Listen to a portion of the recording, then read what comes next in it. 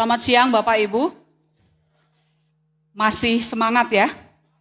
Ya, oke. Selamat ulang tahun ke-67 untuk Ikatan Akuntan Indonesia. Sesi ini sebenarnya kelanjutan dari pesan-pesan yang telah disampaikan oleh Ibu Sofi. Hanya sekarang kita ingin bahas dengan lebih detail sebenarnya apa saja sebenarnya kondisi dari ekonomi digital terkait dengan pertumbuhan berkelanjutan yang nantinya akan dibahas oleh 4 pembicara yang sebenarnya 4 ini merepresentasikan seluruh stakeholders yang ada di Indonesia. Kita punya Pak Adi Budiarso mewakili Badan Kebijakan Fiskal. Beliau tidak bisa hadir karena beliau masih ada di luar negeri, luar kota. Tapi mungkin nanti kita akan berkesempatan untuk mendengarkan beliau melalui Zoom. Kemudian kita juga punya Ibu Evita Junita, beliau adalah Direktur Pengembangan Pasar Modal dan Pasar Modal Syariah OJK. Kami masih menunggu kedatangan beliau. Kemudian ada 2 pembicara yang mewakili pengusaha dan emiten ya Pak. Ini yang paling penting nih sebenarnya karena mereka adalah pelaku usahanya, yaitu Bapak Enrico Tanuwijaya, merupakan bagian dari Komite Analis Kebijakan Ekonomi APindo ya Pak. Selamat datang Pak. Kemudian Pak Gilman P. Nugraha, Direktur Eksekutif Asosiasi Emiten Indonesia. Benar ya Pak ya? Selamat datang. Nah sebelum kita lanjut kepada sesi panel untuk bicara, supaya tidak ngantuk, saya ingin mengajak Bapak Ibu untuk menjawab beberapa polling dari kami. Mungkin bisa disiapkan barangkali teman-teman panitia. Jadi ada beberapa polling, kita mulai dengan polling pertama. Ini adalah sebenarnya masukan kepada pembicara ya, merespon bagaimana perspektif peserta yang hadir saat ini mengenai bagaimana sebenarnya peran digital ekonomi ini akan mempunyai tantangan buat Indonesia ke depan. Boleh masuk ke polling? Yang nomor 1.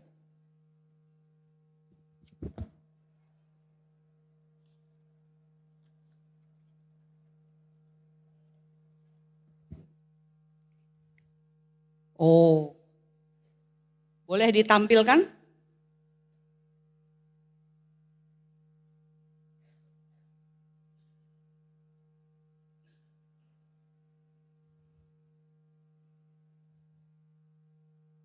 Sebentar Bapak Ibu, ini adalah dampak teknologi juga ya, jadi memang agak lambat. Ya, mudah-mudahan sudah bisa ditayangkan. Oh, sudah masuk sebenarnya total pollingnya ya. Baik, teknologi mana yang Anda yakini akan paling meningkatkan efisiensi di pasar modal Indonesia? Jawabannya adalah sebagian besar masih mengatakan AI.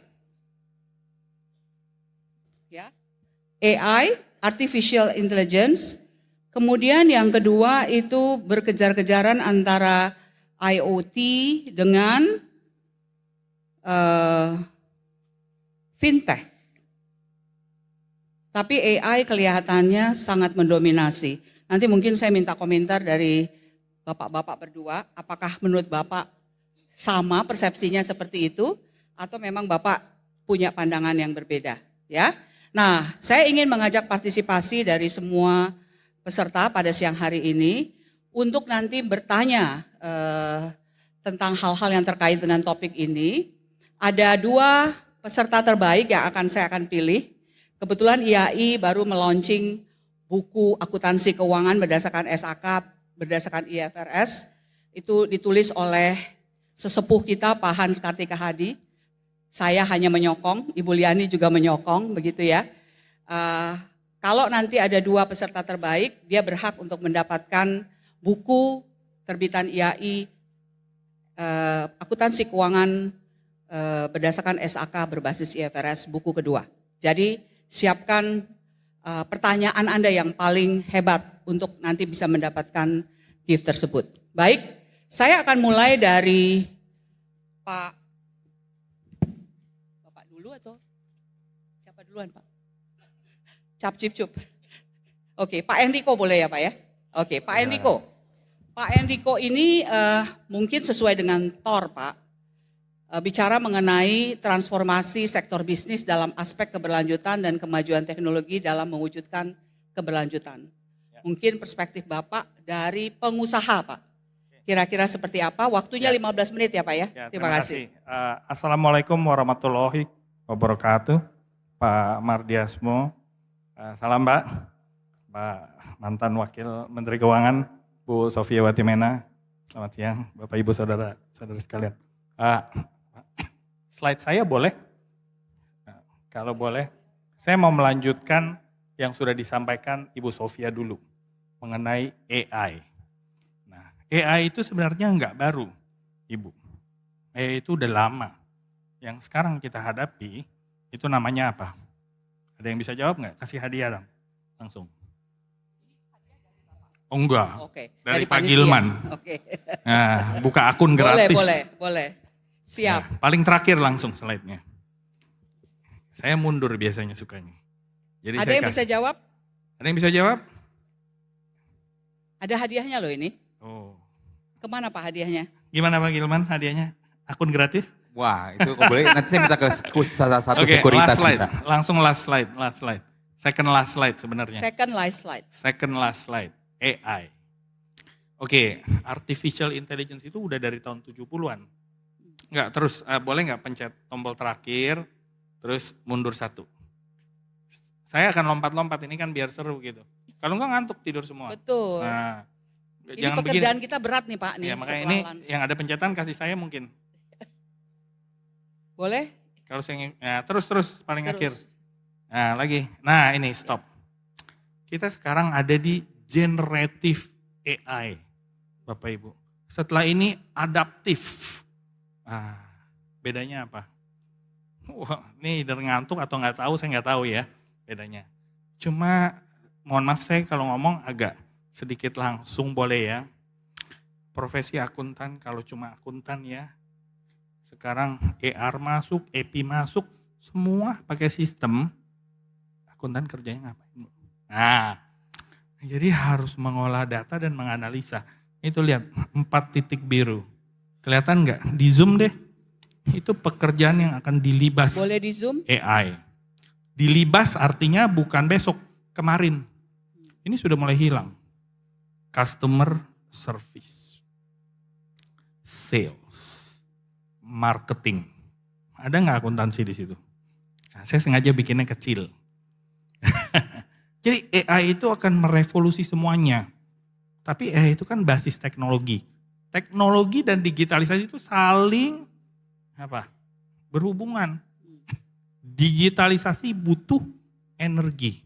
Energi sekarang maunya yang clean. Nah, Bapak Ibu tahu di Indonesia energi kita dominantly generated by what? Apa yang memotori listrik kita, energi kita? Coba yang lempar lagi. Ini harus dijawab. Harus dijawab. Malu-malu ini kalau nggak bisa jawab dong. Oh enggak, angkat tangan dulu satu-satu lah. Oh, angkat tangan katanya, angkat tangan. Biar fair. Ya, apa Pak? Oh. Batu bara, betul. Kedua. Selain batu bara. Tadi Ibu kalau nggak salah sebelah kanan. Batu bara itu 50%. Kedua, ya silakan. Tebak-tebak buah manggis.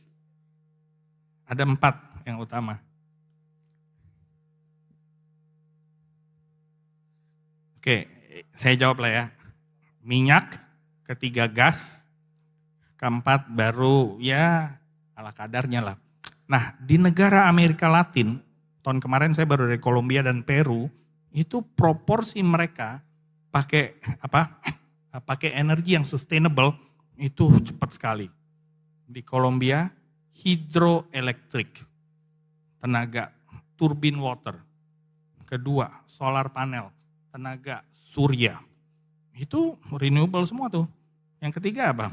Wind turbine. Ini 3 yang utama. Proporsi mereka di atas 20% semua. Kita 2% belum sampai. Jadi gini Bapak Ibu, untuk generate clean energy butuh duit toh. Duit siapa? Perusahaan atau negara? Jangan dijawab dulu ya, nanti tunggu Pak Adi coba.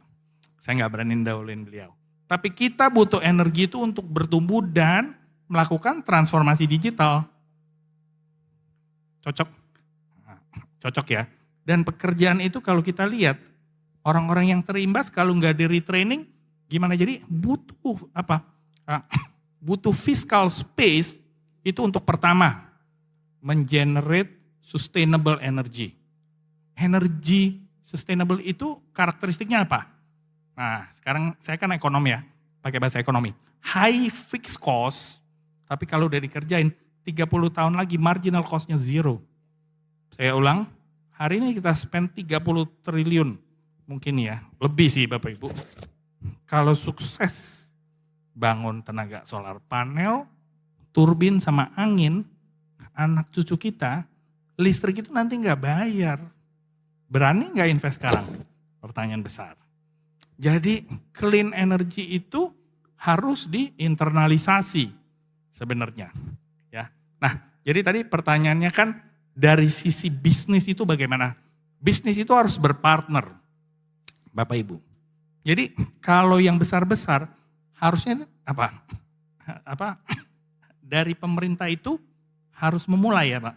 Nah, cuma problemnya, nah lagi-lagi kondisi makro, nanti ada Pak Adi, kita kan fiskalnya itu ada batas. Betul ya Pak Mardiasmo ya? Fiskal defisit 3%. Nah, pertanyaan mendasar. Ekonomi kita itu sebenarnya size-nya berapa sih? Ini kan para akuntan ya.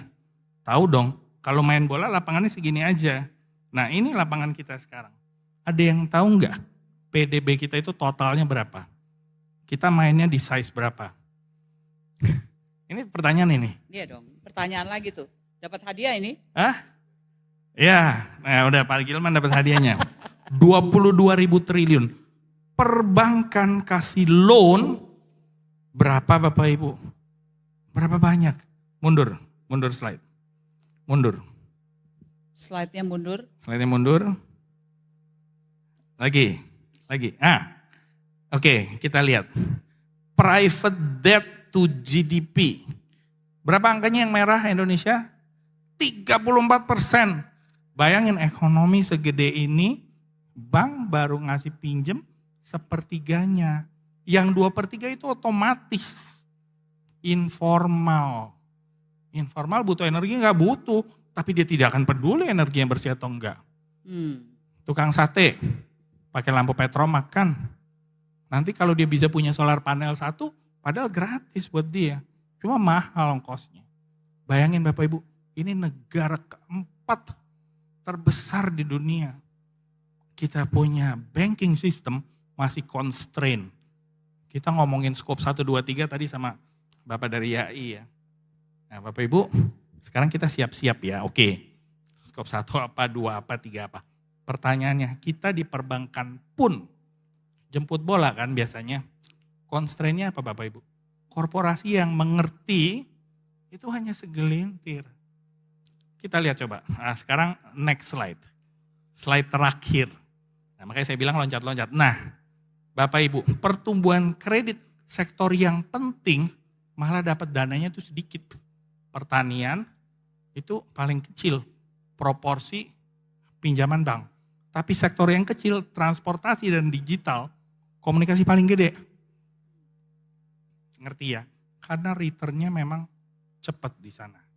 Nah, asta-cita Pak Presiden Prabowo itu kepengen kita swasembada pangan. Pertanyaannya gimana kita integrasi, digitalisasi dan sustainability. Nah, ini akan pengaruh pada pencatatan akuntansi nantinya. Contohnya di negara Amerika Latin kan biayanya besar, nggak mungkin mereka disubsidi toh. Nah, apa yang kita bisa tiru di sini? Dan ini akan berdampak pada dunia akuntansi. Gimana mereka financingnya? Nah, ini susah banget. Nah, kalau ada yang bisa jawab, ini beneran saya traktir makan malam. Gimana cara mereka financing? Boleh ini? Ada. Gimana cara ide? mereka membiayai turbin air, solar panel, terus angin, wind turbine itu ya. Saya bentar lagi habis Pak ya, saya habisin dulu ya. Ya, silakan. Ada yang bisa tebak? financing mereka juga ada constraint dari fiskal. Ada tuh Pak di belakang tuh. Silakan. Coba Bapak. Oh, jangan-jangan bener nih. Silakan Pak. Gak bunyi Pak. Allah. Setahu saya harusnya mereka menerbitkan yang namanya green bond. Betul. Karakteristiknya Jadi apa? biar Jadi belum full. bapak-bapak di sini ditraktir makan Pak, itu aja maksud Oke, saya Pak. Makasih, Pak. tunggu. Oke, green bondnya betul Pak. Tapi karakteristiknya bagaimana Pak? Karakteristik green bondnya seperti apa? Maksudnya apa? katanya? Coba dijelasin supaya teman-teman semua. Nah kalau detailnya kan nanti kita duduk makan malam Pak. Tenang. Oke, itu Ini gayanya setengah. akuntan Pak. Oke, setengah Pak. Karena green bond itu agak cukup lumrah. Yang mereka kerjakan namanya Pak ya, perpetual bond. Pernah dengar Pak? Perpetual bond. Cara pencatatannya itu sulit sekali Bapak Ibu. Perpetual sampai mohon maaf. Unlimited lagi. Yes. Sampai dunia tutup, dia masih hidup bondnya. Nah nyatatnya gimana? Dan itulah yang mereka kerjakan. Yang beli ada. Berani nggak kita? Nah, coba tanya Pak Adi. Jadi saya mau tutup bahwa kesatu, ini semua akan merubah tata cara. Yang isu pemerintah atau private Pak? Both. Jadi ini kan harus sinergi. Kalau pemerintah menggelontorkan budget yang spesifik, nah di sini ada nih, slide nomor 2. Kita lihat pemerintah itu sampai di mana. Slide nomor, next. Ini kan target ya, ini boleh dibagi nanti. Next. Nah ini tuh lihat tuh. Realisasi investasi EBT tahun kemarin 1,2 miliar. Kebutuhannya berapa? Coba kita lihat, kita kaliin 10 aja minimal tuh. Kan saat ini baru 2,4, potensi 24. 10 kali lipat Bapak Ibu. Minimal 20 billion itu minimal. Ya. Jadi kalau nggak pakai perpetual, Bapak terima kasih tadi. Green bondnya nanti saya beliin kopi aja lah Pak ya, karena kan setengah tadi. Kalau makan malam nanti dimarahin istri sama saya. Jadi Ada satu Pak kalau boleh Pak, mumpung. Boleh, kesempatan, silakan. Pak. Sebenarnya problemnya kita ini justru di perbankan Pak. nah, baru Karena ngomong kan? begini, itu banyak perusahaan-perusahaan yang bergerak di renewable energy ini tidak bisa dibiayai. Kenapa? Contoh kita ambil yang PLTA aja, itu air bukan milik pengusaha, milik pemerintah. Pinggir air itu juga milik negara, mana bisa dijaminkan di bank Pak? Karena Betul. apa? Basisnya perbankan itu masih jaminan kok Pak. Betul. Jadi yang begini-begini nggak akan selesai kalau di perbankan itu tidak diberikan pengertian bahwasanya tujuan akhirnya itu bukan masalah keuangan, tapi masalah pembangunan. Nah, Ini yang kadang-kadang nggak. Mulainya berarti bukan dari perbankan ya dong Pak? Dari yang punya andilnya dulu dong? Enggak juga Pak, perbankan Pak. Loh, Pengalaman yang kita punya- di lapangan nih Pak ya. Kita Oke. di lapangan nih Pak. Mungkin yang kedua, Ya. OJK. OJK juga seharusnya bisa memberikan pembelajaran kepada perbankan juga bahwasanya penerbitan green bond itu seperti tadi, Ya. itu bukan hal yang baru. Oh bukan? Dan itu sangat bagus. Kenapa? Akan diserap oleh perusahaan-perusahaan yang mengeluarkan karbon. Karena itu bagian daripada carbon tax. Ya. Pengurangan dari carbon tax yang Oke. akan mereka bayar. Sebenarnya itu satu bisnis yang paling bagus. Tapi sampai sekarang saya Kenapa, masih Pak? melihat-lihat belum ada. Kenapa Pak problemnya Pak? Saya nggak tahu Pak. Karena yang mulai harusnya kan yang diberikan mandat pasal 33 dari Undang-Undang Dasar 1945. Bumi, air, dan kekayaan yang ada di dalam tanah air Indonesia dimiliki dan dikuasai oleh negara dan digunakan untuk sebesar-besarnya kemakmuran rakyat. Ya, kapan itu Pak? Ya, Kapan itu Pak bisa diimplementasi? pasal 33. Jadi mulainya sebenarnya bukan dari pengusaha atau perbankan Pak. Nah, jadi kalau pasal 33 diejawantahkan dengan baik dan clear, sinergi itu akan terjadi. Ya. Jadi kalau perbankan as simple as jemput bola. Mungkin saya stop di sini, mungkin Pak Gilman ada pendapat, Ya. silakan. Sip, terima kasih Pak Enrico. Jadi Bapak sudah membantu saya untuk membuat Ya. tidak ngantuk Pak. Ya. Kita barangkali kasih ke Pak Gilman. Saya ingin apa yang dikatakan oleh Pak Enrico itu dikonfirmasi atau di-challenge Pak. Kan ini kan Bapak dari sudut pandang emiten, ya kan? Harusnya ini align. Apakah benar begitu? Nanti baru kita tanya kepada Ibu Evi tadi Ya. kan? Oke, Selamat silakan Pak. datang Bu Evi. Oke, Assalamualaikum warahmatullahi wabarakatuh. Selamat siang, salam sejahtera untuk kita semua. Pak Mardiasmo, tadi Bu udah nggak ada ya, Bu Sofiawati Mena. Tadi saya pagi masih lihat Bu, tapi videonya di acara OJK. Oke, menurut Pak Yandiko tadi, saya setuju align Bu. Sebenarnya gini, kalau kita bicara digitalisasi, Indonesia sih on the right roadmap ya. Kita bicara sekarang kita punya pengguna internet 222 juta pengguna internet. Sebagian besar masih pakainya mobile. 90% still mobile ya Pak ya. Rely on mobile internet. Yang punya internet unlimited ini masih roughly adopsinya sekitar 15%. Samping itu juga kita bicara active SIM cardnya 360 juta. Jadi sebenarnya orang Indonesia udah terpapar internet Bu ya. Makanya kalau kita bicara e-commerce size, maybe 70% is coming from the e-commerce size ya. Kita bicara overall transactions. Nah, tadi bicara lagi AI, ya, konsumsi listrik AI, 9 times, 10 times daripada kita melakukan prompter biasa. Kalau kita search sesuatu di Google, konsumsi listrik AI ternyata 9 kali, 10 kali lipat. Ya, kita nyari sesuatu di Google search, dengan kita masukin di ChatGPT, konsumsi listriknya 10 kali lipat. Sehingga ada konsekuensi yang terkait tadi energi.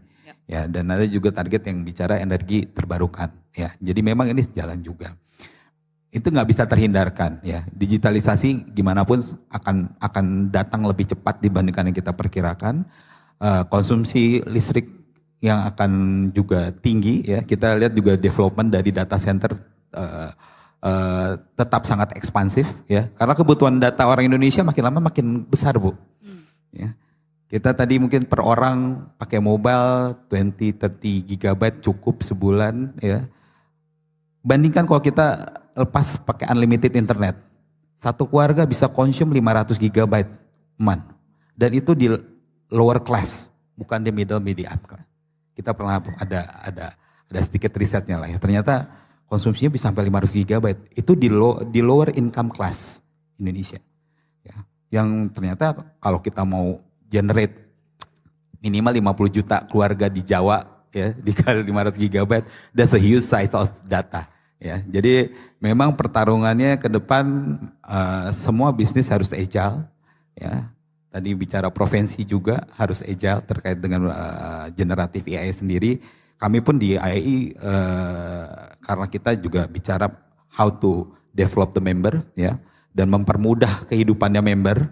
Ya, rata-rata semuanya kan adalah emiten ya, dan bagaimana mempermudah kegiatannya mereka dalam reporting dan segala macamnya. Kita pun ada, misal salah satunya kita bekerja sama dengan IDX STI, one of the subsidiary of IDX ya, yang memang mereka fokus on the technology enhancement di capital market ya. Selama ini mungkin fokusnya di sekuritas nih Pak, atau enggak di sistem perdagangannya bursa. Nah sekarang mulai bergeser kita juga ke teman-teman emiten. Salah satunya apa? Mulai ada otomasi yang terkait dengan reporting. Ya, ya kita tahu reporting kalau emiten kan ada di IDXnet, kita bicara SPE, OJK. Sekarang tambah lagi kita punya annual report, sustainability reporting udah mulai menggunakan AI. Ya kan? Nah ini udah mulai ada penerapannya sesuai dengan POJK 51 tentunya. Ya, jadi yang begini memang akan terus evolving gitu ya, dan memang di sisi emiten sendiri ya kita juga harus tetap agile.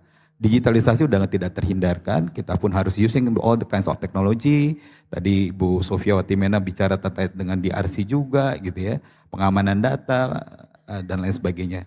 Tentunya konsekuensinya ke ekonomi, konsumsi energi, kita bicara pengembangan infrastruktur telekomunikasi ya, mulai dari fiber optik, mulai dari satellite dan lain sebagainya. Jadi menurut kami sendiri sejalan dengan penjelasannya tadi, mau gimana pun generatif AI sudah datang, kita semua juga harus menyesuaikan ya.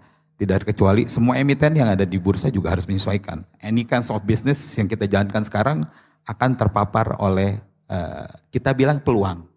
Ya, kadang orang lihat risikonya dulu, tapi kita juga lihat peluangnya is a big opportunity for for every stakeholder in capital market. Mungkin itu, Bu. Baik, terima kasih Pak. Ini kita sudah terhubung dengan Pak Adi Budiarso. Beliau adalah Kepala Pusat Kebijakan Sektor Keuangan di Badan Kebijakan Fiskal Kementerian Keuangan. Pak Adi, mungkin sebelum Pak Adi menyampaikan materinya Pak, ada satu polling yang saya ingin ditayangkan yang sangat terkait dengan barangkali bagaimana nanti Pak Adi merespon ya Pak ya. Boleh ditayangkan apa yang seharusnya menjadi prioritas utama kebijakan fiskal untuk mendorong pertumbuhan ekonomi berkelanjutan. Kita coba dengarkan pendapat dari peserta yang hadir pada siang hari ini. Apakah memberikan insentif untuk investasi hijau kah? Menerapkan pajak karbon kah? Atau mensubsidi penggunaan teknologi untuk pencapaian tujuan berkelanjutan? Atau meningkatkan inklusi keuangan melalui fintech? Atau alternatif terakhir memperkuat kerangka regulasi untuk keuangan berkelanjutan. Mohon partisipasinya Bapak Ibu, mumpung ada Pak Adi di sini. Kira-kira pendapat peserta yang hadir seperti apa? Kita tunggu. Polling masih berjalan, beberapa saat saya tunggu. Kelihatannya sampai sekarang banyak yang memilih mensubsidi penggunaan teknologi. Oh, balik lagi sekarang. Kembali memberikan insentif untuk investasi hijau menjadi yang paling dominan. Ya, kelihatannya begitu Pak Adi. Jadi menurut peserta yang hadir, dari sudut pandang kebijakan fiskal diharapkan ada insentif untuk investasi hijau. Ini kelihatannya lain juga tadi dengan view dari emiten dan pengusaha Pak Adi. Silakan Pak diberikan perspektif dari Bapak. Silakan 15 menit Pak. Baik Ibu, terima kasih banyak ini. Ini trigger opening yang sangat luar biasa. Bapak Ibu yang kami hormati, Bu Rosita, tadi ada Pak Madiasmo yang kami hormati, Pak Ardan, dan Bapak Ibu, Pak Enrico dan Pak Gilman ya, dan Bu Evi nanti akan menyampaikan juga. 2 poin Bu dari saya. Pertama adalah saya sangat menyetujui ya kalau dari peserta tadi menyampaikan ekonomi hijau atau sustainability ekonomi. Menurut saya 2 faktor atau 2 sektor yang saat ini pemerintah sedang gencar akan dorong adalah 2 Bapak Ibu, yaitu ekonomi hijau atau sustainability atau ESG ya, dan yang kedua adalah digital. Pas dengan tadi topik yang Ibu sampaikan, hari ini teman-teman komit ya, setuju untuk investasi hijau kita perlu dorong. Bapak Ibu sekalian, menurut saya ya Indonesia tadi Pak Enrico sudah sampaikan, peran akuntan itu sebenarnya di 2 poin yang paling besar menurut saya. Yang pertama adalah investasi atau tabungan, dan yang kedua adalah pengeluaran atau mencatat pengeluaran yang selama ini Bapak Ibu. Dan most likely masyarakat kita Bapak Ibu, to be frank, kita lebih banyak menggunakan uang kita untuk pengeluaran. Sangat sedikit kita nabung, apalagi investasi. Jadi kalau pemerintah memang akan didorong untuk terus investasi ya, dan memberikan insentif untuk investasi, pemerintah juga ingin mengajak masyarakat kita justru backup call Bapak Ibu. Mari kita juga sadar betul bahwa tabungan masyarakat, ya investasi kita juga sangat kecil dibanding dengan ASEAN 5. Tadi Pak Enrico menyampaikan kredit baru 34% dari GDP Bapak Ibu. Nah saya punya slide Bapak Ibu, mungkin langsung saja ke slide saya di halaman 6. Ya. Nah kenapa kita kredit juga sangat sedikit? Bisa slide-nya ke halaman 6? Ya, padahal tabungan Indonesia juga cukup besar di perbankan Bapak Ibu. Itu bahkan dari 22.000 triliun itu 60-70% itu uang kita di bank. Tapi coba kita lihat deepening di perbankan ya, yang sudah mendominasi hampir 15 tahun ini baru bisa menyalurkan 34%. Potensi kita nih Pak Enrico ke depan di Envision 2045 pada saat Indonesia akan menjadi negara maju di mana GDP kita bisa sampai 30.000 triliun, mestinya ini bisa paling tidak samalah dengan Malaysia saat ini, yaitu kapitalisasinya bisa sampai 200% dari GDP, kredit bisa sampai 100 atau 120% dari GDP Pak. Artinya kita akan tingkatkan 4 kali lipat dalam 20 tahun ke depan. Jadi kalau setiap 5 tahun ini kita bagi saja mungkin kenaikannya bagi 4 Pak. Ya kalau bisa kita naik 2 kali lipat deh 5 tahun ke depan, bisa nggak 60%? Ya 30-60% kredit kepada baik UMKM maupun pengusaha kita. Nah itu Bu, dan salah satu kunci utama untuk mendorong growth, untuk mendorong target pemerintah saat ini yang kita ingin tumbuh bahkan 6-8%, Presiden Prabowo berulang kali menyatakan, kita memiliki strategi adalah inovasi. Dan inovasi itu adalah juga kunci bagi kita semua untuk bisa bertumbuh di atas rata-rata. Nah inovasi atau sumber inovasi utama kita Bu Rosita, itu adalah di sustainability, di ESG, ya, di ekologi, ya, sosial dan governance, salah satunya tentunya green, dan yang kedua adalah di digital. Ya. Nah saya ingin juga kupas angka pertama dari angka 6 ini, ya, sumber investasi kita itu ada di 2 Bapak Ibu, yaitu di asuransi dan pensiun sebenarnya, bukan semata-mata di perbankan. Jadi asuransi pensiun kita ini baru kurang dari 13% dari GDP Bapak Ibu. Artinya masyarakat Indonesia itu baru nabung 3% dari take home pay-nya. Bayangkan, kapitalisasi perbankan sudah luar biasa besar, mendominasi, tapi sebenarnya ini masih sangat-sangat dangkal Bapak Ibu. Jadi kalau ibarat peran sektor keuangan adalah darahnya ekonomi, darahnya pembangunan, atau jiwanya pembangunan tadi. Nah jiwa kita ini atau aliran darahnya itu masih tekanannya rendah sekali Bu Rosita. Ya sangat rendah. Jadi artinya kita perlu wake up call. Harus ada inovasi dalam pengembangan dan penguatan di sektor keuangan. Oleh karena itu pemerintah bersama DPR tahun 2022 lalu ya 2023 selesai Undang-Undang 4 adalah Omnibus Law sektor keuangan. Ya kita merombak paket undang-undang sektor keuangan. Ada 17 undang-undang direview dan ada yang dicabut undang-undang dana pensiun. Dan kita ingin maju menuju atau merebut masa depan Indonesia yang sejahtera bahkan setelah 20 tahun usia pensiun. Itu rumusnya ILO kan begitu Bapak Ibu. Jadi kita perlu menyongsong masa depan dengan penuh semangat nih Bapak Ibu ya. Kalau kita lihat potensinya luar biasa besar, masyarakat Indonesia masih sangat-sangat muda, 70% ini muda, kita masih punya demografi dividen sampai 2037, ayo kita wake up call. Dan peran akuntan, di sini saya terima kasih sekali IAI mengundang saya, peran akuntan luar biasa besar Pak. Jadi kalau banyak orang menyatakan di era digital ini akuntan akan menjadi obsolete, saya kok tidak setuju. Kita kembalikan ke prinsip saja Pak. Tadi Pak Enrico sudah mendasari ya, beberapa prinsip akuntan itu luar biasa besar sekali ya. Sustainability itu sebenarnya termasuk prinsip kita ya, going concern. Kemudian ada juga aspek lain khususnya accountability yang kita perlu dorong terus, akuntan harusnya semakin relevan bahkan di era ke depan ya, era digital dan era digitalisasi. Nah, atau sustainability. Nah, Bapak Ibu, kami coba dorong pas di slide saya di halaman 8, Bu Rosita, untuk sustainability ya, Bapak Ibu. Presiden Prabowo dalam kunjungannya beberapa kali di luar negeri, bahkan terakhir di G20, menyampaikan bahwa komitmen kita yang juga disampaikan oleh teman-teman kita yang menghadiri di COP, komitmen kita untuk NDC dan net zero itu diperkuat. Dan kita memang sudah memperkuatnya di beberapa waktu lalu Bapak Ibu. NDC kita di 2030, angkanya sudah tertampang di sini, menjadi 31, sekian persen, dan itu angkanya benar besar sekali Bapak Ibu. Itu komitmen yang sampai 270 billion US dollar, itu ada sekitar 4.000-an triliun kita butuhkan. Dan seperempatnya mungkin sampai saat ini ya sudah dilakukan oleh pemerintah kontribusinya melalui budget tagging pusat dan daerah. Jadi pemerintah sudah mengajak swasta, ya pemerintah pusat daerah dan bahkan multilateral partner kita untuk terus mendorong termasuk energy transition mechanism, ya mendorong untuk menjaga hutan kita supaya tidak kebakaran dan juga khususnya energi transisi yang dipercepat. Presiden Prabowo menghendaki bahkan ya mengindikasikan Indonesia yang saat ini menjadi salah satu negara besar dan sangat-sangat kuat di dalam leadership kita dalam energy transition mechanism, kita berpeluang untuk menjaga leadership ini supaya net zero juga bisa lebih cepat dari 2060, Bapak Ibu. Nah, oleh karena itu tentunya butuh investasi dan inovasi yang luar biasa besar.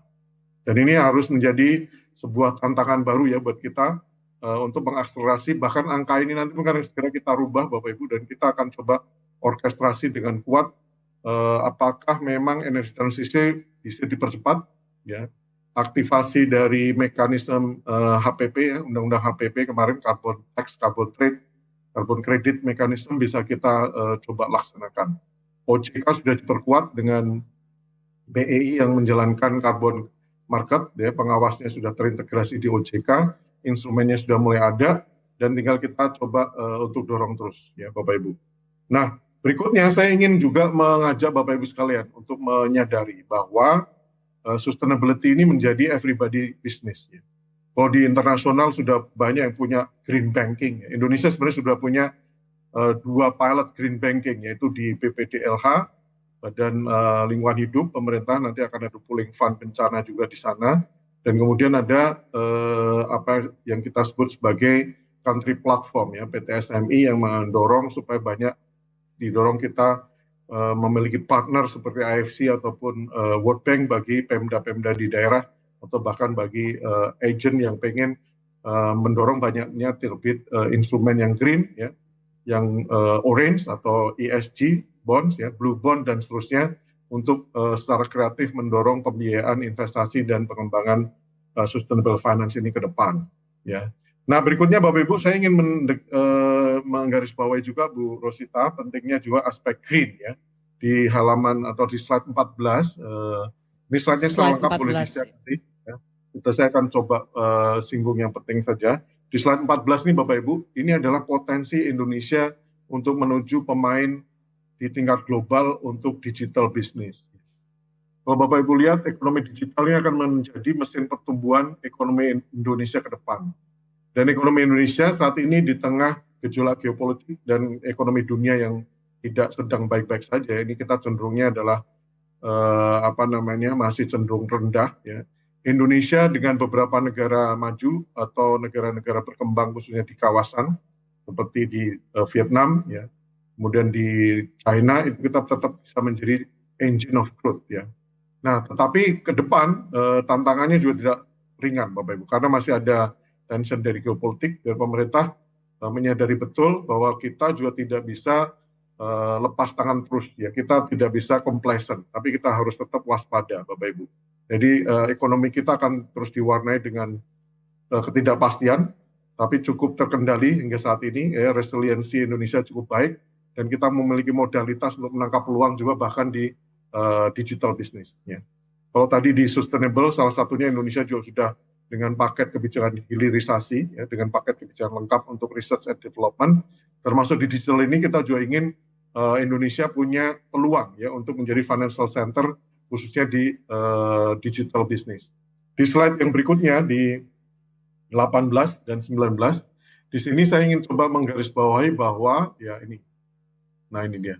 Nah, ini transformasi digital ini membutuhkan penguatan SDM Bapak Ibu. Dan penguatan SDM ini tentunya, ya, seperti akuntan, apakah akuntan akan punah? Menurut saya enggak. Tapi akuntan harus belajar AI. Ya.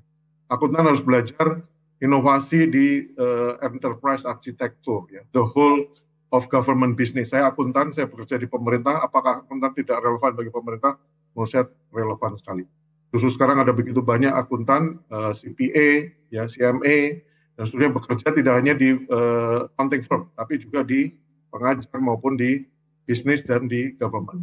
Nah, posisi ini akan mendongkrak atau mendorong confidence kita untuk governance Bapak Ibu. Ya, sebagaimana tadi saya sampaikan di tahap awal bahwa sektor keuangan kita masih rendah tekanannya.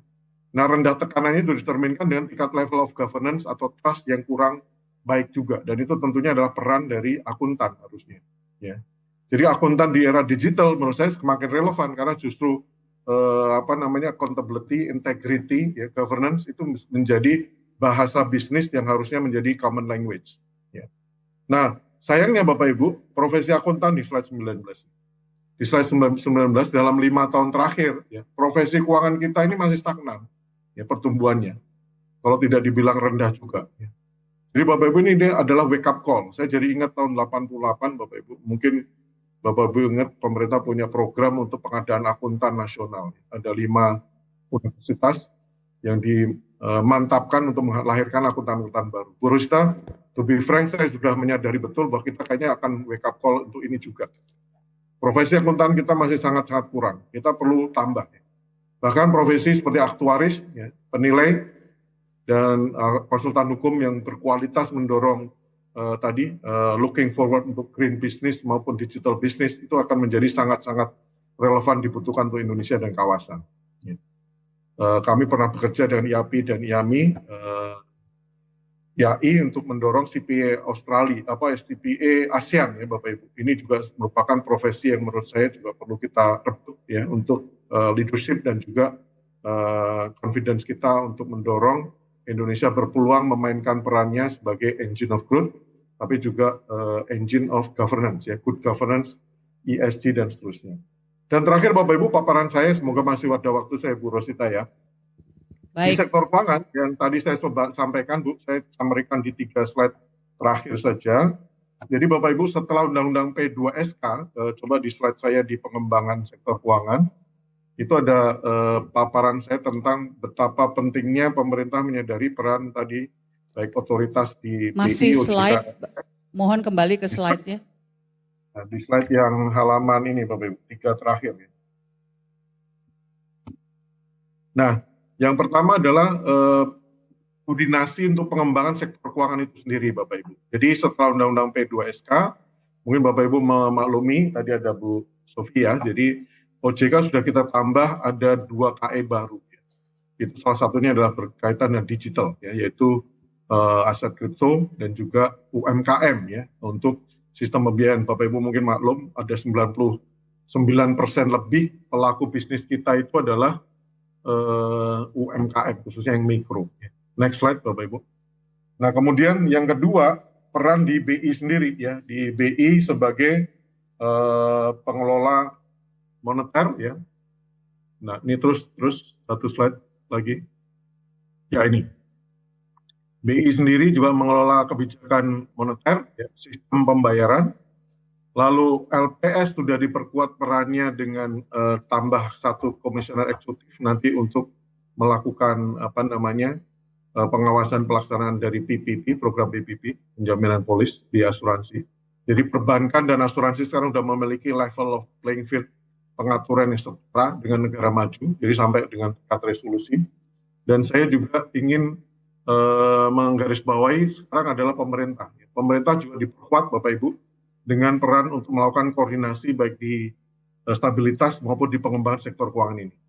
Jadi keempat lembaga ini sesuai dengan pasal 11 Undang-Undang P2SK, kita diberikan mandat tambahan untuk melakukan pengembangan. Kita menyadari bahwa pengembangan selama 20 tahun terakhir mungkin ya, tidak terjadi secara signifikan. Oleh karena itu Bapak Ibu kalau nanti ada concern terkait dengan instrumen, mari kita coba duduk bareng.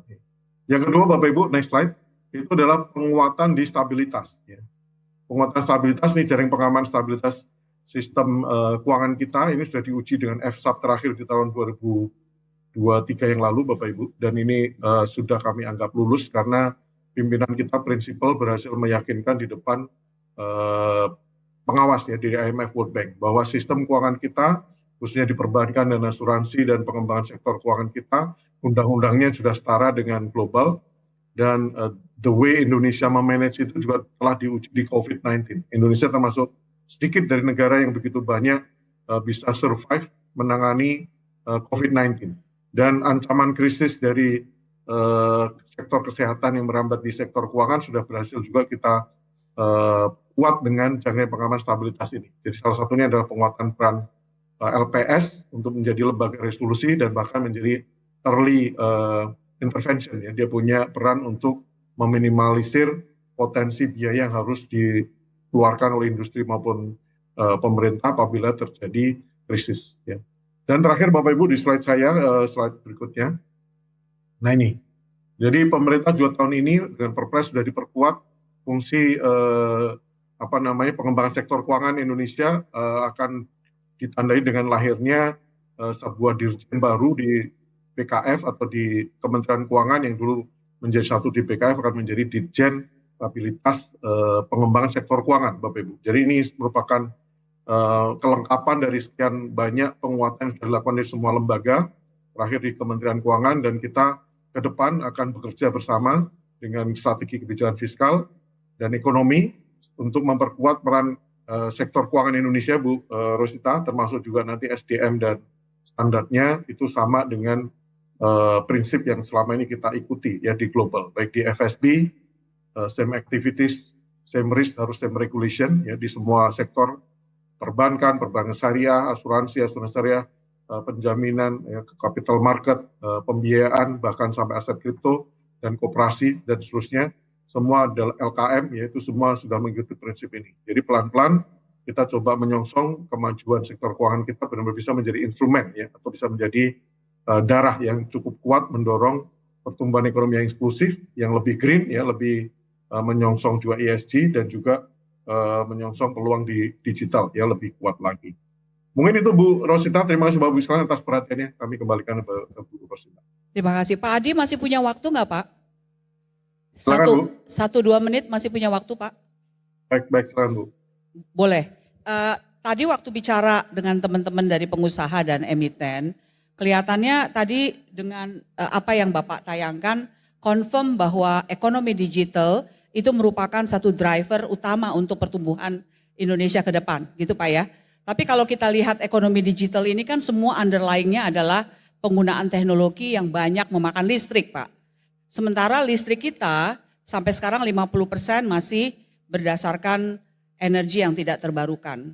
Nah, kira-kira dari sisi perspektif Kementerian Keuangan, apa langkah-langkah yang akan dilakukan untuk mendrive sehingga konversi energi terbarukan ini bisa segera bisa terrealisir, sehingga ekonomi digital itu yang berbasis listrik tadi itu tetap bisa jalan Pak ke depan. Any comment Pak? Ya, terima kasih Bu. Jadi kami memandang atau pemerintah dalam hal ini memandang bahwa isu sustainability, isu green, isu climate change itu adalah isu global. Jadi makanya komitmen kita dengan global Bu itu setara ya, sama. Bahkan kita ingin mendorong ada leadership Indonesia. Jadi di G20 terakhir kemarin bahkan kita mendorong pendekatan Just Energy Transition Partnership. Dan itu di-launch oleh negara maju. Memang betul Bapak Ibu, sekarang komitmen banyak negara itu bervariasi. Tapi pemerintah masih dalam hal ini semakin kuat nampaknya komitmennya. Karena dua sektor tadi Bu, Rosita, itu juga sektor yang akan mendongkrak inovasi, ya, mendongkrak juga potensi untuk dorongan pertumbuhan untuk kesejahteraan. Nah, oleh karena itu ya kita seperti sudah dicanangkan Energy Transition Partnership, itu sudah melahirkan juga Energy Transition Mechanism. Dalam 5 tahun ke depan kita ingin lebih banyak lagi pilot-pilot untuk pembangkit listrik batu bara Bu, itu dihentikan dan ditransform ke yang lebih green. Ya. Yang lebih green itu artinya ya dari hidro, kemudian dari solar ya dan seterusnya. Nah ini yang sekarang kita coba dorong terus supaya ada partnership, karena tidak mungkin pemerintah sendiri. Pemerintah akan membuka terus inisiatif yang inline dengan global dan juga dengan komitmen nasional. Karena ancaman dari climate change ini sangat nyata Bu. Ya betul Ibu tadi bilang ya, kita punya potensi, tapi kalau potensi itu hanya rely kepada energi yang berbasis pada fosil, itu ancaman dari climate change itu luar biasa. Jadi bahkan terakhir sudah tercatat kenaikan rata-rata suhu dunia itu sudah 1,5 derajat. Padahal itu kita angankan 1,5 itu ya di tahun 2050 gitu. Jadi kelihatannya pemimpin global, salah satu yang sudah disampaikan oleh Pak Presiden Prabowo, itu kita komit makin kuat nih kelihatannya. Ya global ini akan sejalan dengan Indonesia juga yang saat ini mencoba untuk terus aktif ya di dalam proses transisi atau transformasi ini Bu. Demikian Bu Rosita, terima kasih. Baik, terima kasih Pak Adi. Kita berikan tepuk tangan buat Pak Adi. Terima kasih Bapak sudah menyempatkan waktu untuk menyapa kita melalui Zoom Pak. Terima kasih insight-nya. Selamat beraktivitas Pak Adi. Terima kasih Bapak Ibu sekalian. Mari.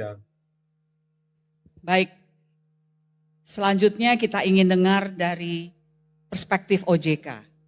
Dari Bu Evi, Bu.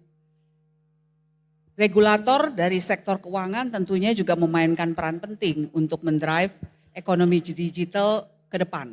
Tadi Pak Adi sudah katakan ini driver pertumbuhan utama di Indonesia. Nah kira-kira perspektif dari OJK sendiri seperti apa?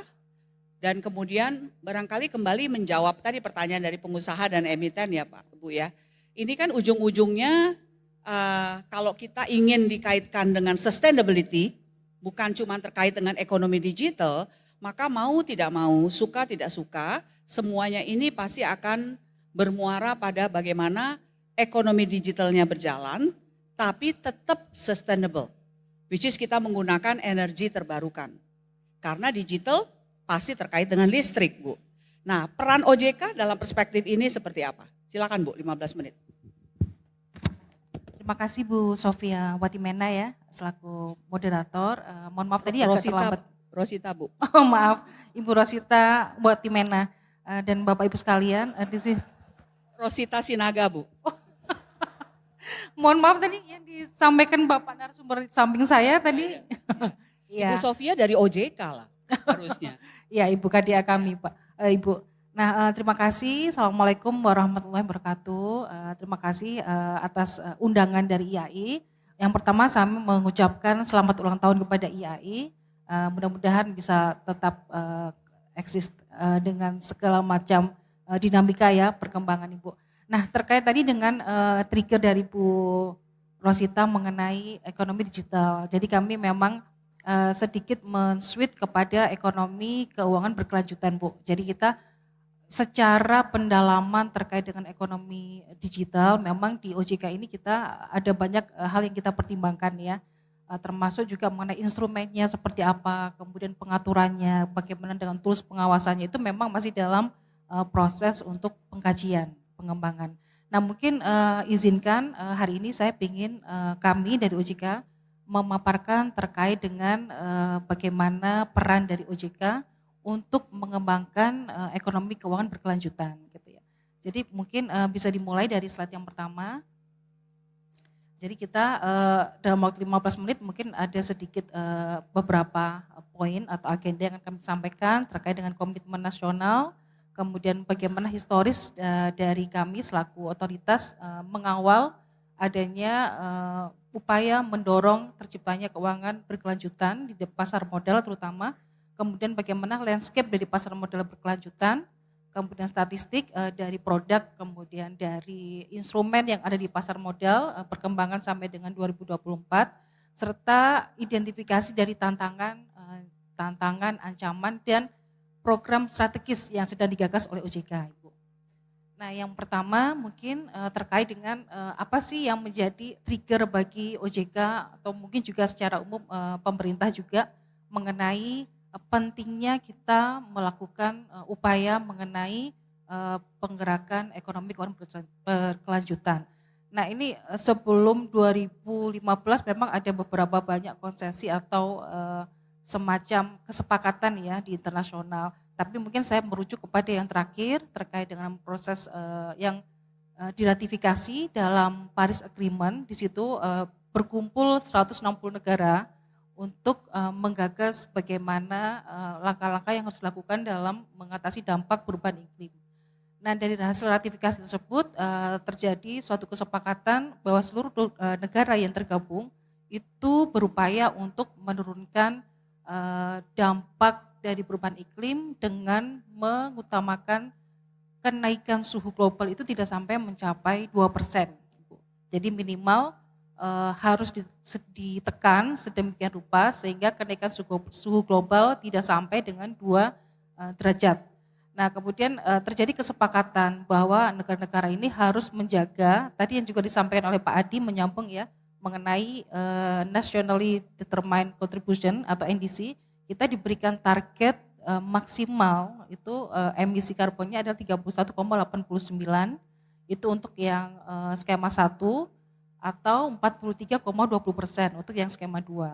Kalau yang skema 1 itu tanpa ada dukungan dari pihak internasional, misalnya dari ADB, dari World Bank gitu. Tapi kalau dia secara business as usual itu masih bisa ditingkatkan sampai dengan 43. Ujung-ujungnya memang kita berupaya untuk mencapai kondisi net zero di tahun 2060. Sektor mana yang sekarang kita prioritaskan untuk menerapkan hal ini? Ada 5 sektor utama, yaitu ada energi, kemudian pengolahan limbah, kemudian pengolahan produk, kemudian agrikultur atau pertanian, dan juga terkait dengan kehutanan.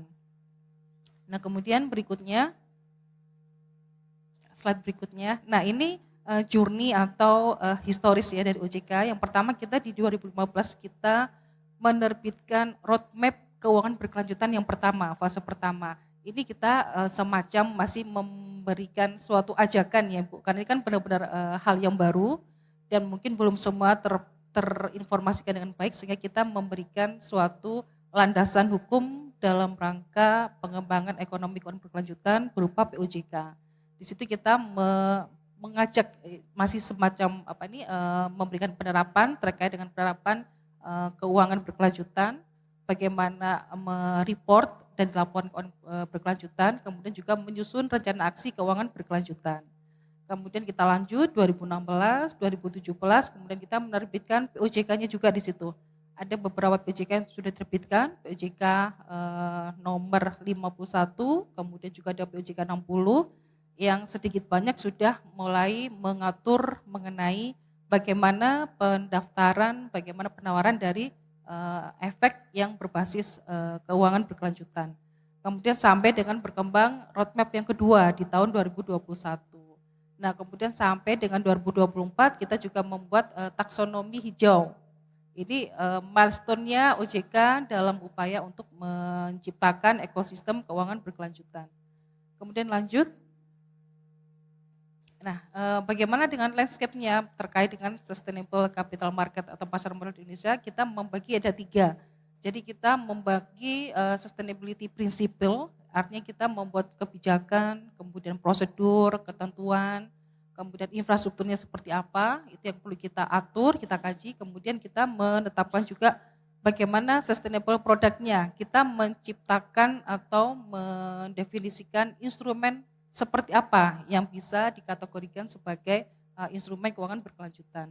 Kemudian juga yang terbaru ini yang mungkin amanah dari Undang-Undang P2SK mengenai dengan carbon market, di sini juga sudah mulai kita melakukan inisiasi juga bagaimana perusahaan-perusahaan itu bisa lebih aware terkait dengan kondisi berkelanjutan, bagaimana dengan hasil karbonnya, emisi karbonnya, dan bagaimana mekanisme di pasar modal yang harus diatur. Nah kemudian berikutnya kita melihat bahwa capaian atau produk yang terkait dengan keuangan berkelanjutan, instrumen yang di pasar modal ini kita melihat bahwa ya cukup menggembirakan. Sampai dengan posisi Oktober 2024 ini sudah tercatat 37,82 triliun bond atau sukuk yang berbasis berkelanjutan. Nah ini ada beberapa ya penerbit dengan beberapa ada kategori issuance-nya, instrumennya sukuk, ada juga yang konven, yang secara syariah maupun konven. Kemudian industrinya apa? Ini sudah mulai beragam di sini. Ini cukup bagi kami selaku otoritas cukup menggembirakan. Artinya secara industri mereka sudah mulai melakukan upaya juga. Nah berikutnya terkait dengan ESG based mutual fund, ini kita juga melihat bahwa reksadana yang bergerak di bidang berkelanjutan juga, ini juga sudah tercatat ada 9,78 triliun. Ini juga cukup menggembirakan juga bagi kami, meskipun ini juga masih menjadi PR untuk pengembangan lebih lanjut untuk pendalamannya. Nah yang berikutnya, ini terkait dengan base equity index, jadi kita di dalam instrumen pasar modal kita ada 5 indeks khusus yang mengelola terkait dengan bond atau obligasi yang bersifat keberlanjutan.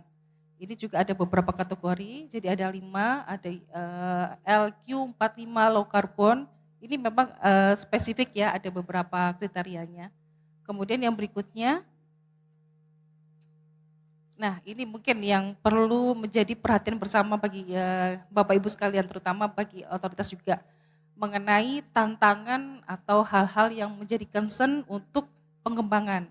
Jadi kalau kami melihat bahwa pertama untuk pengembangan keuangan berkelanjutan, pertama kali yang kami melihat, kami ukur adalah awareness-nya seluruh lapisan masyarakat. Ini ternyata masih sangat rendah dan ini menjadi PR bersama bagi kita untuk melakukan literasi secara berkala. Kemudian yang kedua kita melihat investor preference.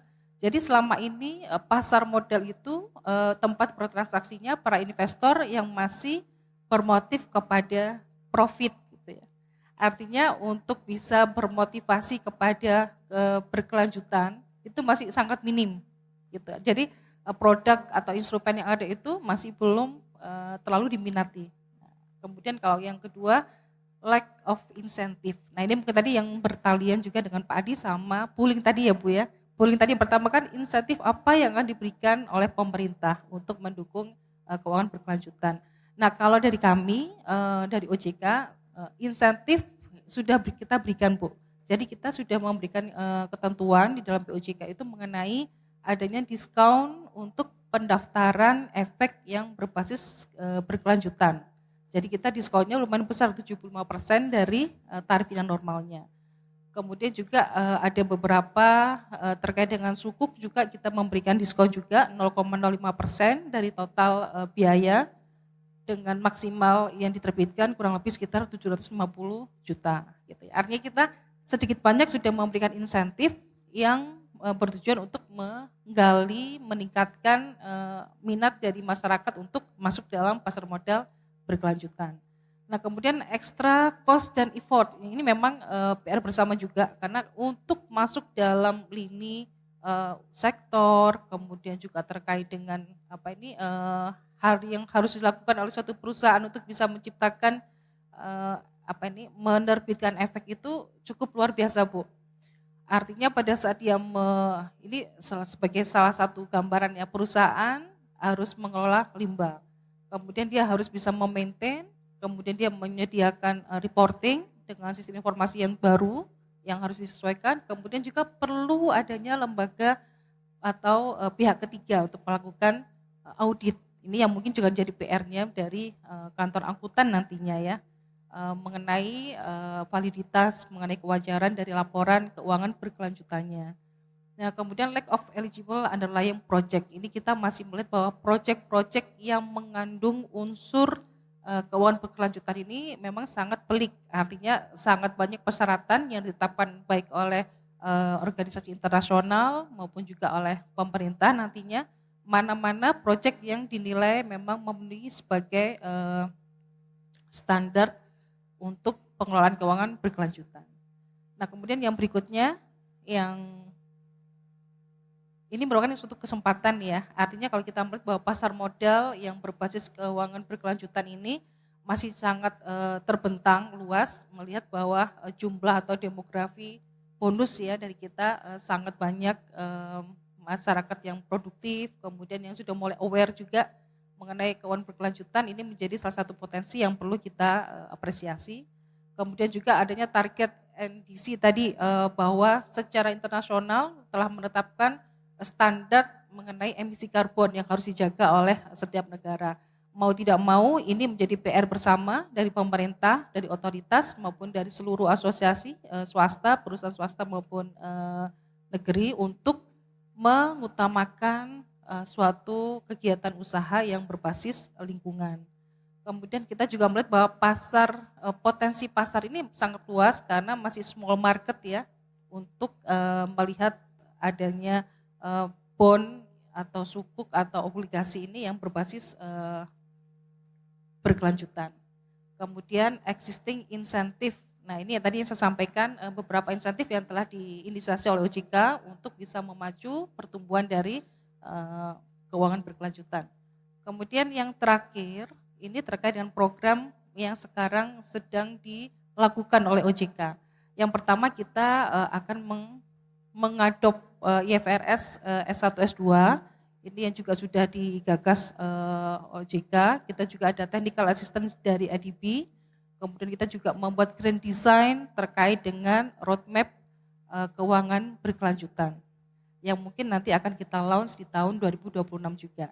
Mungkin demikian, terima kasih Bu Rosita. Assalamualaikum warahmatullahi wabarakatuh. Terima kasih Ibu Evi. Kita tepuk tangan buat Ibu Evi.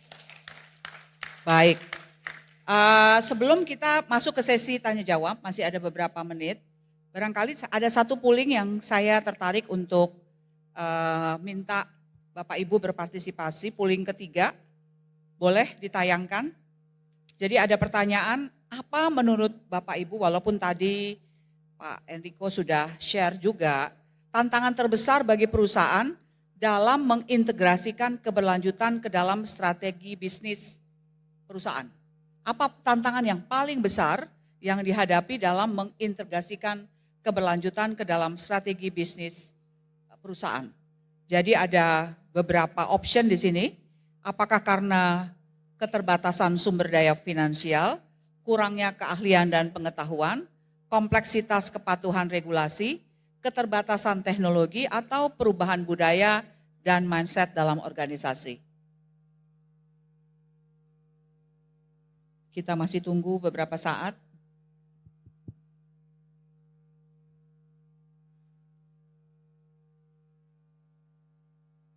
Kayaknya tidak bergerak ya. Yang paling akhir, perubahan budaya dan mindset dalam organisasi. Boleh Saya komen ingin sedikit? Pak Enrico komen mengenai hal ini. Ini karena nggak jelas untungnya apa untuk saya. Is it profitable kalau saya integrasi atau enggak? Ya dong, cost-nya keluar. Artinya insentifnya nggak jelas, Pak. Bukan cuma insentif. Oke. Bahasa film Tom Cruise, show me the money. Show me the money. Kalau saya invest, you show me the money, I will do it. Bahasa Oke. Jawanya kan gitu. Oke. Nah sekarang show me the money, itu semua kan alasan Bu. Kepatuhan regional saya akan patuh, betul ya Bu ya? Kalau memang it will benefit company. Oke. Keterbatasan kita bisa usahakan. Pinjem bank tadi bapaknya bilang oke, bank harus kasih pinjem, boleh. Kita tuh jemput bola sebenarnya. Kalau pemerintah kasih insentif pas, ya bank sih jemput bola. Pengusaha ya ujung-ujungnya show me the money Bu. Show me the money. Nah, tadi OJK kan udah memberikan insentif tuh Pak. Kira-kira menurut Bapak yang kurang yang mana, bagian mananya? To show me the money. Insentif kan bentuknya insentif ya. Tapi where is the money? Gitu loh. Kalau kita investasi solar panel nih, udah gitu apakah pajak kita turun? Belum tentu. Kedua, kita isu green bond yang absorpsi siapa? Pasar kita udah cukup dalam Pak? Oke, mungkin sudah ya. Tapi tadi saya bilang itu kan long term financing. Perpetual bond ada nggak di Indonesia? Belum ada menurut saya. Infrastrukturnya is it ready? Saya kembali lagi ke pendalaman pasar finansial. 34% dari PDB doang. Kita sama Vietnam itu udah disusul. Sama Filipina sudah hampir 100%. Ini Filipina loh Ibu. Filipina. Jadi saya itu lebih bangga untuk Indonesia. Tapi kok yang di sini kurang gas. Nah, boleh nggak saya mungkin kasih pemikiran terakhir. Oke. Kalau nanti nggak ada waktu lagi. Kesatu, sebenarnya kalau mengenai energi, kalau kita adopsi yang dari Eropa punya, kenapa kita nggak menentukan takdir sendiri?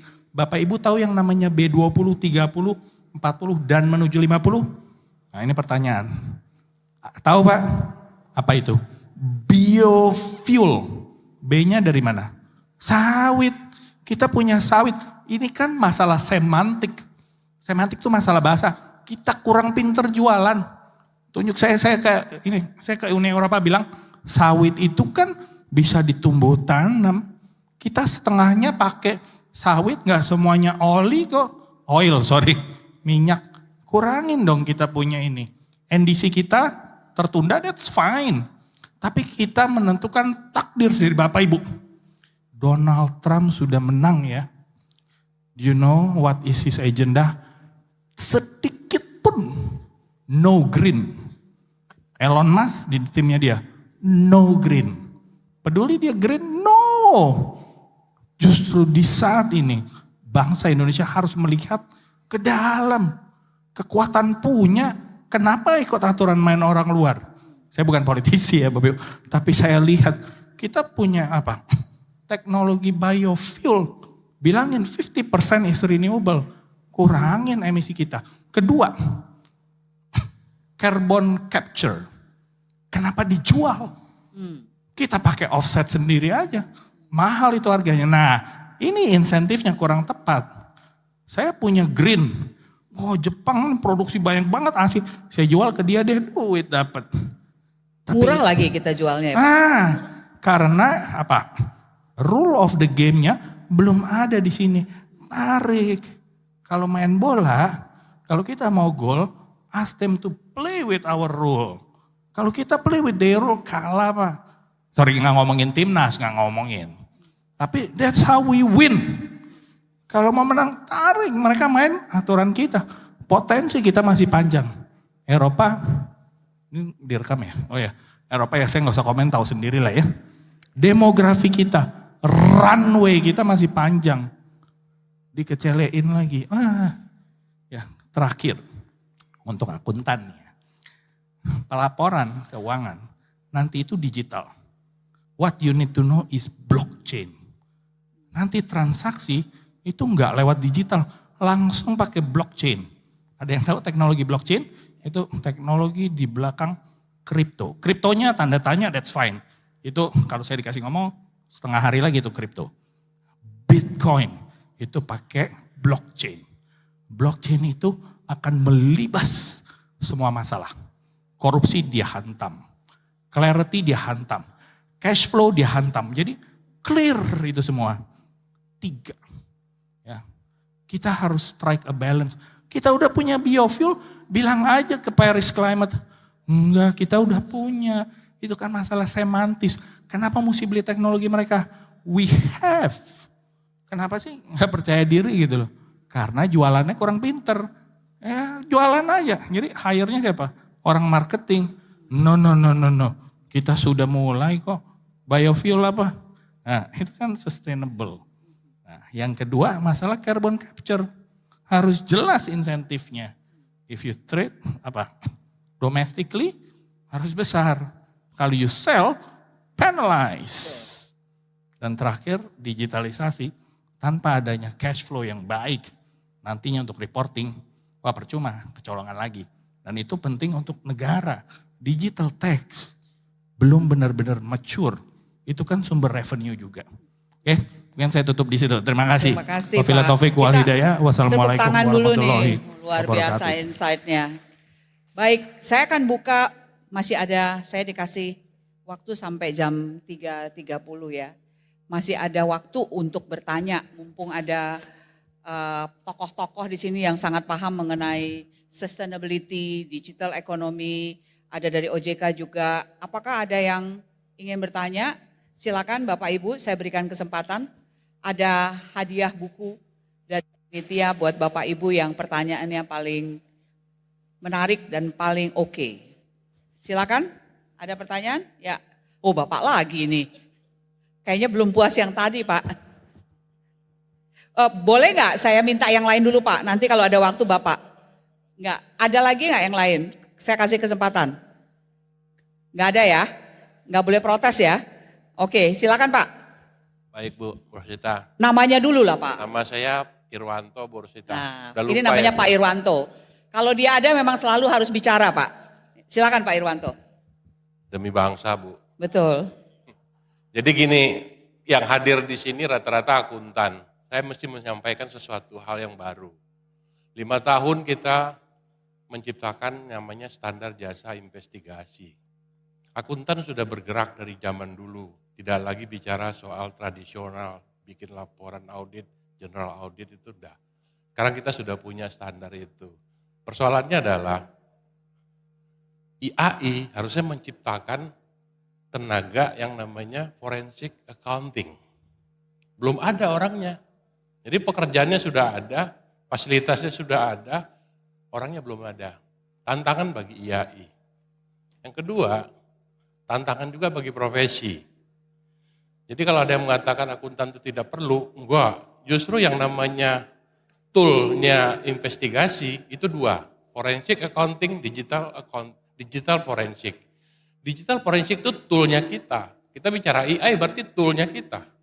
Yang belum ada satu lagi. Forensic accounting itu bukan alat tapi orang. Ini teman-teman di sini. Pernahkah belajar mengenai forensic accounting? Belum pernah. Padahal kita udah maju ke depan. Jadi simpulan saya Pak, jadi saya nggak bertanya, kita suka melihat dan membesarkan hal-hal yang kecil, tapi tidak pernah bicara hal yang besar di depan mata kita. Makasih Pak. Makasih Pak Irwanto.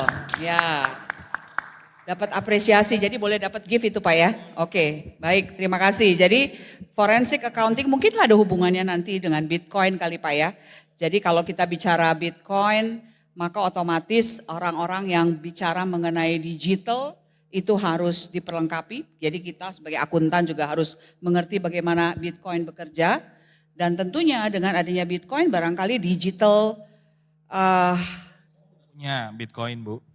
A bit of coins. bit of coin. Baik, ya.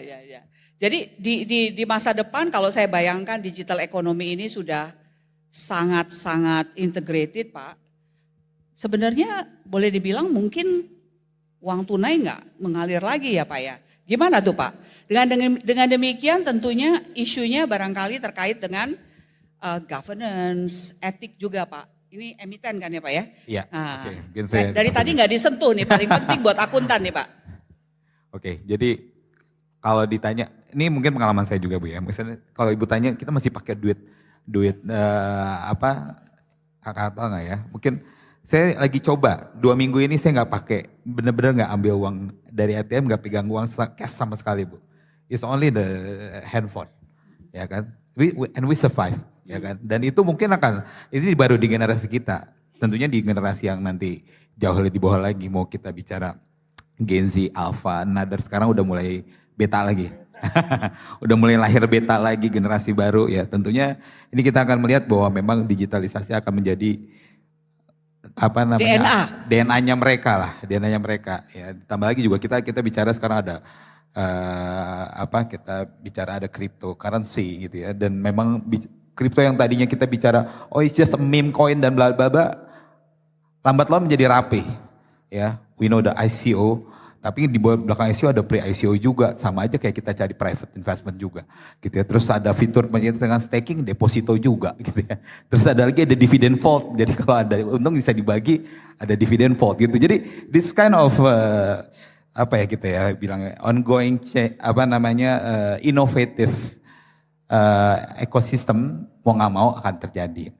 Benar tadi kata Pak Irwanto, tetap butuh orang yang validating. Ya, jadi yang menjadi forensiknya, ya, dan itu tetap dibutuhkan adalah manusia yang memang bisa memprom atas teknologi yang ada saat ini. Tambah lagi mungkin kalau di sisi emiten sendiri, mungkin saya agak sedikit get back dikit Bu, yang terkait dengan tadi Green Project dan lain sebagainya. Sempat kita juga ketemu beberapa sama Global Fund di luar ya, which is Global Fund semua parkirnya kan nggak jauh Pak ya. Parkirnya ada di seberang cuma 1,5 jam pesawat dari sini, which is Singapore ya. Dan mereka bilang, kita punya fund 1 billion size, tapi 20-30% belum ke deploy. Kenapa nggak? Di sini kan banyak proyek Indonesia, dia bilang nggak ada yang bisa met with their standard. Ya What kan? do you mean Pak? Nggak ada yang bisa match itu apanya Pak? Ada spesifik nggak Pak? Ya itu dia, artinya kan berarti secara standar kita memang belum sesuai dengan apa yang mereka harapkan. Bicara standar greennya, entah kita bicara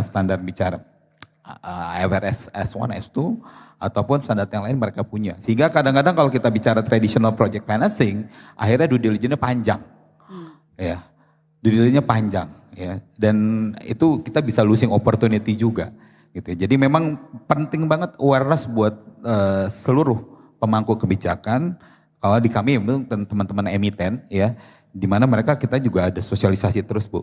Every month we cooperate with the GRI, we cooperate also with ACEXI, we cooperate with other association as well. Kita collaborating, kasih awareness terus menerus ke teman-teman emiten sehingga mereka juga bisa sadar tadi perubahan mindset. What's in it for us?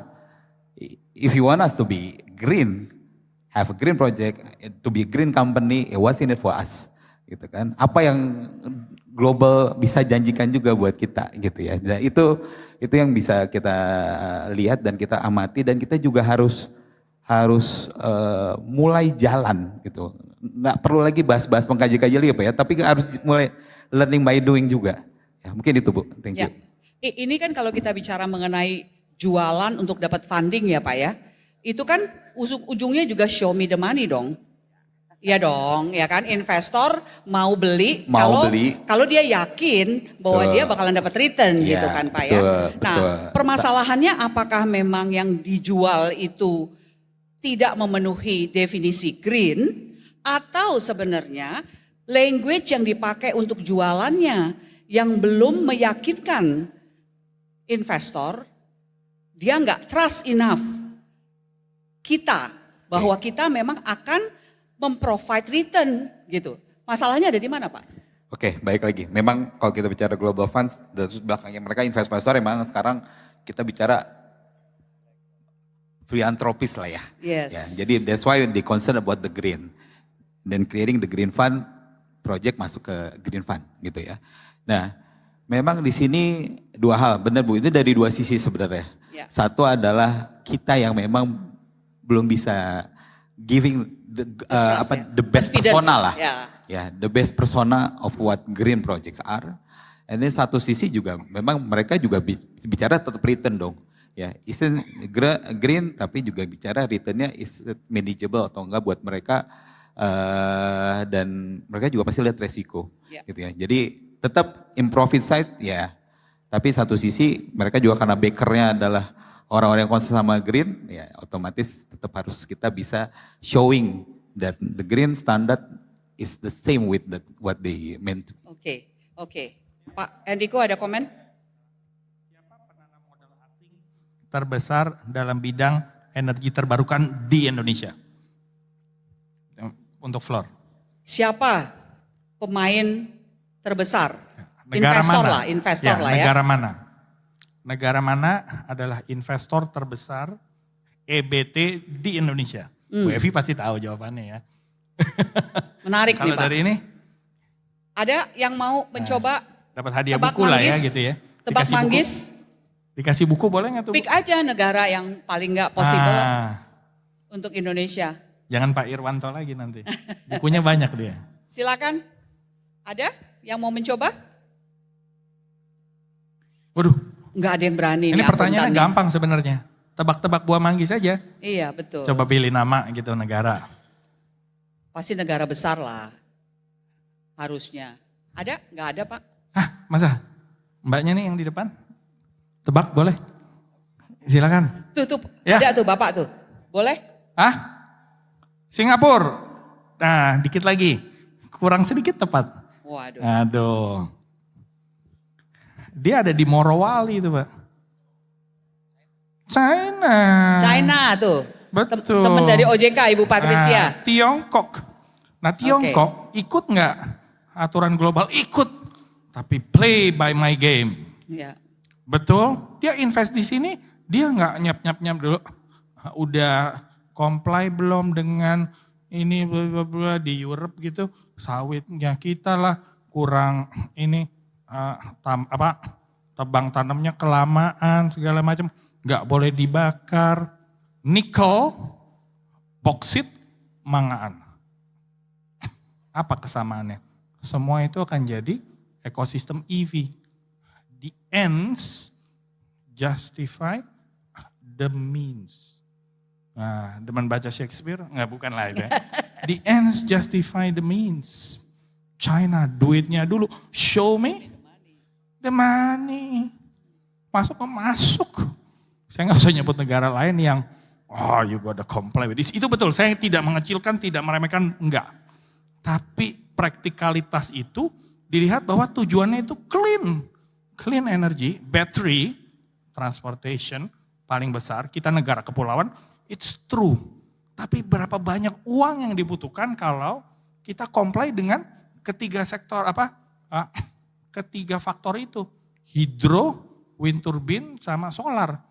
Nah, Amerika nanti akan ngejar solar panel. Thailand dan Vietnam, good luck next year. Itu Donald Trump udah pasang tanda ini. Bentar lagi flag. tarif. China juga udah kena. Tapi China stop invest di sini? No. Karena dia tahu Indonesia punya dua proposisi yang Yang seksi. tidak, Seksi lah. Nah, yang tidak tertandingi. Kesatu, kita adalah manufacturing hub alternatif terbesar. Tapi memang kurang human capitalnya, makanya butuh. Kedua, consumer market itu sendiri. Nanti dia produksi, dia jual di sini. Ya udah saya masuk. Nah, jadi apapun itu masalah semantis. Kita tarik mereka bahwa kita argue, Pak, sawit itu renewable. Bisa dipakai buat energi setengahnya dulu. Nah, nanti sementara kita retire coal plant ya. Nah, itu kan ada transisi tuh. barulah kita tarik Singapura, China, udah dong. Ya Pak, bikin saya smelter, solar, nah gitu kan lebih cantik Ya. mainnya. Nah itu aja. Ini kayaknya kurang orang marketing di sustainability ya Pak. Itu dia. Kayaknya harus kasih awareness-nya ke orang marketing ya Pak ya. Marketing. Oke, baik. Terima kasih Pak. Bu Evi, ada tanggapan nggak Bu dengan berbagai tadi komentar? Silakan Bu. Ya, terima kasih Bu Rosita. Tadi mungkin kesimpulan yang sama yang kami paparkan tadi ya. Artinya kita PR pertama itu awareness-nya dari semua lapisan. Baik itu dari masyarakat, investor, terkait dengan pentingnya keberlanjutan itu masih sangat rendah. Sehingga untuk membangun apapun yang terkait dengan ekonomi keuangan berkelanjutan itu masih sangat minim ya Bu ya. Termasuk tadi mengenai pelaku usahanya nih. Pelaku usahanya itu mereka juga punya effort yang sangat besar gitu ya. Membangun infrastruktur, kemudian dia juga harus bisa memastikan bahwa seluruh mekanisme yang dilakukan itu memang udah terkategori sebagai keuangan yang berkelanjutan. Dia mulai membuat infrastrukturnya, ada SDM-nya apa tidak gitu kan, sampai dengan quality assurance-nya. Artinya quality assurance itu nanti siapa sih yang akan melakukan audit, ini mungkin nyambung ya tadi Pak Nurwanto ya Pak. Pak Irwanto. Pak Irwanto bahwa butuh spesifikasi dari tenaga akuntan ya. Tadi yang masalah forensik akuntan, mungkin nanti kita juga butuh spesifikasi akuntan yang bergerak di bidang keuangan berkelanjutan. Ya. Sampai memastikan apakah laporan yang dibuat oleh perusahaan itu memang benar-benar valid gitu ya. Wajar, kemudian bisa diperbandingkan, itu PR yang sangat utama. Mungkin demikian Bu Rosita. Baik. Terima kasih. Terima kasih banyak. Waktu jua yang membatasi kita Bapak Ibu. Jadi ada beberapa key takeaway. Yang pertama, ekonomi digital adalah salah satu driver penting untuk pertumbuhan ekonomi ke depan. Jadi kita nggak bisa bilang kita avoid that. Ya, suka tidak suka, kita memang harus ke sana. Berikutnya adalah ada tantangan yang cukup besar untuk mengkonversi energi listrik dari yang tidak terbarukan menjadi terbarukan. Sampai sekarang kelihatannya itu menjadi pertanyaan besar kita semua. Kita tunggu ini inovasi dari semua stakeholders untuk ke sana. Tentu transformasi sustainability energi yang terbarukan ini membutuhkan dana yang luar biasa. Dan oleh karena itu ada banyak sekali infrastruktur yang harus dibenahi supaya kita bisa mendapatkan fund untuk bisa membiayai tersebut. Salah satunya tadi inovasi, bagaimana apa tadi Pak? Show me the money, ya kan, kepada investor supaya mereka benar-benar berani melakukan investasi baik domestik maupun global. Saya rasa inisiatif IFRS S1 S2 mudah-mudahan bisa menjadi jembatan bagaimana bahasa dari pelaporan keuangan berkelanjutan itu bisa disamakan antara investor global juga dengan investor-investor atau produsen yang ada di sini. Ada beberapa insight tadi dari Pak Enrico, sebenarnya banyak inovasi yang kita bisa lakukan. Tentu peran OJK Bu menjadi sangat penting untuk bisa menavigasi hal ini semuanya. Dan kita berharap yang paling penting juga karena ini forumnya akuntan, bagaimana akuntan bisa berperan di dalam digital ekonomi ke depan sebagai pihak yang harus mempunyai governance dan akuntabilitas dalam melaporkan hal-hal yang terkait dengan digital. Kita harus membangun diri menjadi akuntan beyond the number. Terima kasih, selamat sore.